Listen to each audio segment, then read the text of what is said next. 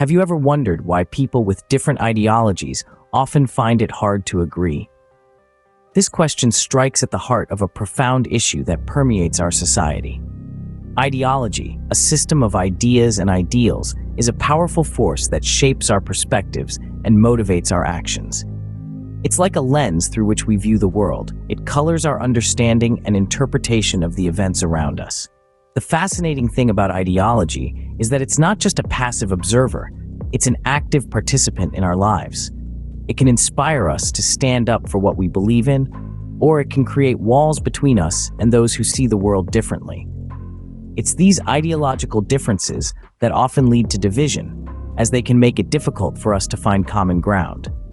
This division isn't just a societal phenomenon, it's deeply rooted in our psychology. But why is that? What is it about our minds that makes us so susceptible to ideological division? Understanding this, let's delve into some real-world examples that illustrate this division. Consider the ideological differences that exist in our societies today. Look at the political landscape, for example. In the realm of politics, ideologies often take center stage, becoming the heart and soul of campaigns, policies, and debates. Let's take a moment to think about a recent election. Picture the fervor, the passion, the heated exchanges that marked the event.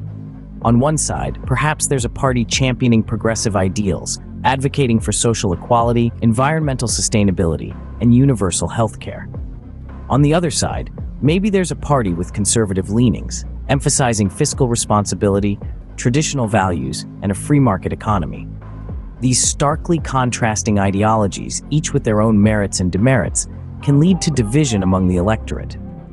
Supporters of each ideology often view the other as not only wrong, but as a threat to their way of life. This division can lead to a polarized society, where the middle ground seems to disappear and compromise becomes a distant dream. Now, let's shift our gaze to societal divisions triggered by ideological differences. It could be social class divisions, cultural differences, or even varying interpretations of religious texts. Imagine a city where the wealthy and the poor live worlds apart, divided by an invisible yet palpable barrier. The rich, perhaps, believe in the ideology of meritocracy, that their wealth is a reward for their hard work and talent. The poor, on the other hand, might see their situation as a result of systemic inequalities and advocate for a more egalitarian society. Or consider a community divided by cultural differences, where each group clings to its own set of beliefs and traditions, often viewing the other's practices with suspicion or even disdain. As we can see, ideology can create deep divisions. But why does this happen? To understand the why, we need to delve into the human mind. This journey takes us into the realm of psychological phenomena such as cognitive dissonance, confirmation bias, and the in-group, out-group mentality. Cognitive dissonance is the discomfort we feel when our beliefs clash with new information, and it often leads us to ignore or reject this conflicting data. This is where confirmation bias comes in. We tend to favor information that confirms our pre-existing beliefs, and this can cause us to overlook opposing viewpoints. Then, there's the in-group, out-group mentality. We humans have a tendency to categorize ourselves into groups, and we often view our own group as superior to others. This can lead to division, as we naturally align ourselves with those who share our ideologies and distance ourselves from those who don't.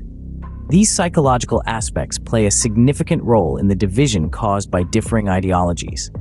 The human mind is a complex machine, isn't it? Let's summarize what we've learned so far. So, what have we learned about ideology and division? We've unraveled the concept of ideology, its potent power to shape perspectives and drive action. We've journeyed through real-world instances, witnessing firsthand how ideologies can create chasms among us. And we've delved into the fascinating psychology behind these divisions, exploring how our minds can get ensnared in the web of ideologically driven beliefs. But can we overcome these divisions? That's a question for another day.